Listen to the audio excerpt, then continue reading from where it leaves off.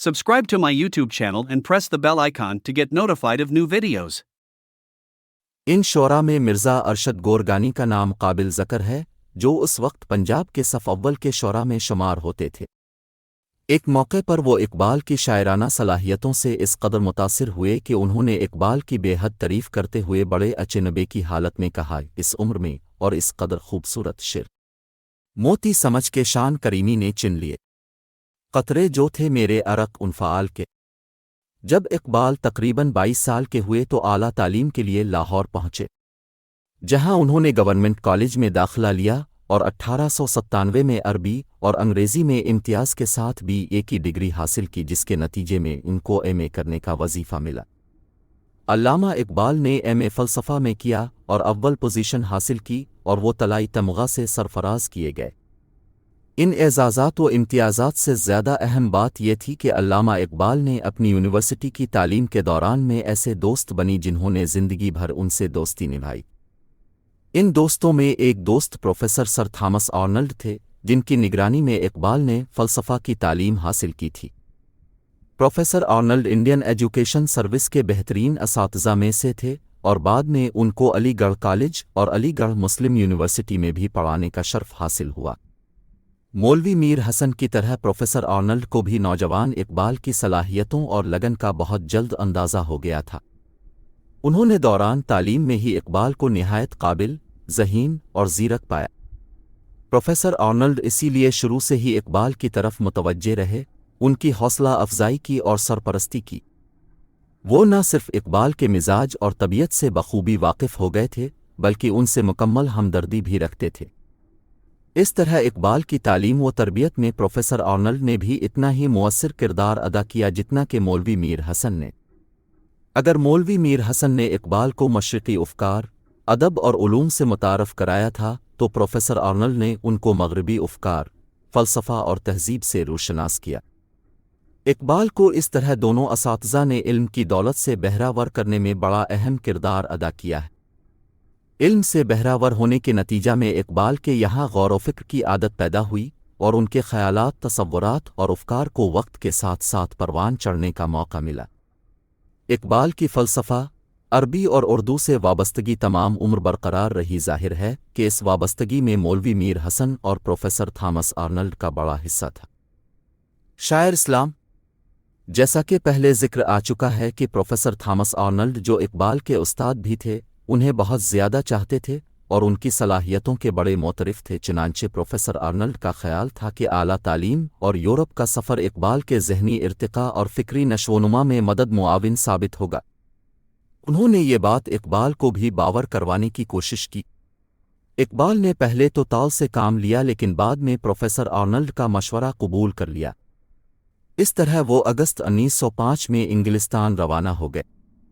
Europe रवानगी से कबल इकबाल ने दिल्ली में हज़रत ख्वाजा निज़ाम अल दीन औलिया के मज़ार पर हाज़री दी और अपनी नज़्म अलजाए मुसाफिर नज़र की। इस नज़्म में इकबाल ने हज़रत ख्वाजा निज़ाम अल दीन औलिया के मकाम व मरतबा को बयान करते हुए अपने इरादों की तकमील के लिए दुआ की है। तरी लहद की ज़ियारत है ज़िंदगी दिल की, मसीह और ख़िज़र से ऊंचा मकाम है तेरा, चली है लेके वतन के निगार खाने से, शराब इल्म की लज्जत कशा कशा मुझको, मकाम हम सफ़रों से हुआ इस कदर आगे, समझ मंजिल मकसूद कारवां मुझको, मरी ज़बान कलम से किसी का दिल ना दिखे, किसी से शको ना हो ज़ेर आसमां मुझको।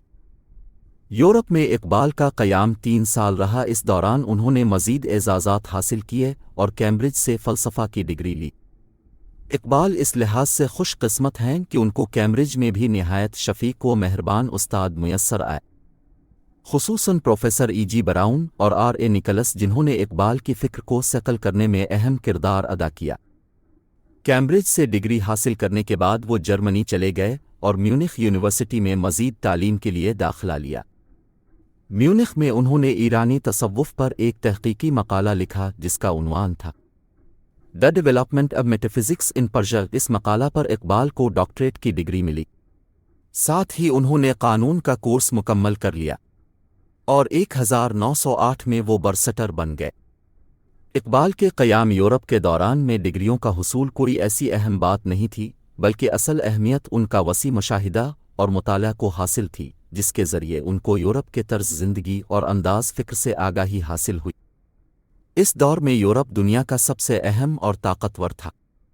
وہ علمی و فکری فضیلت کے ساتھ نمول و دولت کے اعتبار سے بھی دنیا میں سب سے آگے تھا۔ چنانچہ اقبال نے یورپ میں جو کچھ دیکھا اس میں ان کے دل و دماغ پر بہت گہرا اثر چھوڑا۔ اقبال یورپ کی 3 خصوصیات سے بہت زیادہ متاثر تھے۔ پہلی چیز، یورپ کے عوام ہر وقت مصروف رہتے تھے اور اپنے وقت کا بھرپور استعمال کرتے تھے۔ ان کی توانائی اور اختراعی صلاحیت بے پناہ تھی، جس کے سبب یورپ کے عوام کا معیار زندگی بہت بلند ہو گیا تھا۔ دوم یہ کہ یہاں اقبال کو پہلی مرتبہ یہ احساس ہوا کہ سائنس کے امکانات کتنے وسیع تر ہیں۔ سائنس اور سائنسی مطالعہ نے یورپ کو پوری دنیا پر غلبہ عطا کیا۔ نئی مشین، نئے خیالات اور نئی ایجادات، یہ تمام چیزیں وہ ہیں جن سے ہندوستانی ہنوز نابلد تھے، جبکہ یورپ میں یہ نہ صرف عام تھی بلکہ روزمرہ کی زندگی میں شامل تھی۔ ہر روز نئی ایجادات ظہور میں آتی تھی، گویا وہاں کی زندگی میں جدوجہد اور ترقی کا ایک سلسلہ بندھا ہوا تھا۔ تیسرے یہ کہ یورپ کے عوام آسائش کی زندگی اور بار آور سرگرمیوں کے ساتھ ساتھ ایک دوسرے سے سبقت لے جانے کے آرزو مند تھے۔ مسابقت کا یہ رجحان، جیسا کہ ہمیں معلوم ہے کہ سرمایہ دارانہ نظام زندگی کا ایک بنیادی اصول ہے، یہ نظام یورپ میں رائج تھا۔ چنانچہ اس طرح کا مقابلہ اور مسابقت یورپ کے طرز زندگی میں ایک لازمی شرط تصور کی جاتی تھی۔ اسی اصول کی بنا پر یورپ کے باشندوں کا خیال تھا کہ 2 قوموں کے درمیان مقابلہ اور مسابقت ایک سود مند رجحان ہے، اور اسی رجحان کے نتیجہ میں نیشنلزم اور حب الوطنی کو فروغ حاصل ہوتا ہے، جو ان کے نزدیک ایک قابل ستائش جذبہ تھا۔ لیکن اس جذبہ کی تمام تر افادیت کے باوجود یہ بات غور طلب تھی کہ مقابلے اور مسابقت کا یہ رجحان روز بروز ایسی شدت اختیار کرتا جا رہا ہے جو آخرکار مہلک صورت بھی اختیار کر سکتا ہے۔ چنانچہ اقبال کو اس کا بہت جلد احساس ہو گیا کہ نیشنلزم کی یہ صورت یورپ کو بڑی تیزی سے جنگ کی طرف لے جا رہی ہے۔ اس لیے اقبال سرمایہ دارانہ نظام اور نیشنلزم سے جو فرد اور قوم کے درمیان بے لگام مقابلہ اور مسابقت کو فروغ دے رہے تھے بد دل ہو گئے۔ اقبال نے مزید محسوس کیا کہ یورپ میں رنگ و نسل کا تعصب بھی بہت عام ہے، اور وہاں فرد اور قوم کو انہی بنیادوں پر تقسیم کیا جاتا ہے۔ اقبال کے نزدیک یہ انداز فکر انسانی مساوات کے بنیادی اصولوں کے منافی تھا، اور ان کو صاف نظر آ رہا تھا کہ یورپ کس طرف جا رہا ہے۔ اپنے اس خدشہ کا اظہار انہوں نے درج ذیل اشعار میں کیا ہے: دیار مغرب کے رہنے والوں، خدا کی بستی دکان نہیں ہے کھرا، جسے تم سمجھ رہے وہ اب زرکم عیار ہوگا۔ تمہاری تہذیب اپنے خنجر سے اب ہی خودکشی کر لے گی۔ جو شاخ نازک پہ آشیانہ بنے گا، ناپائیدار ہوگا۔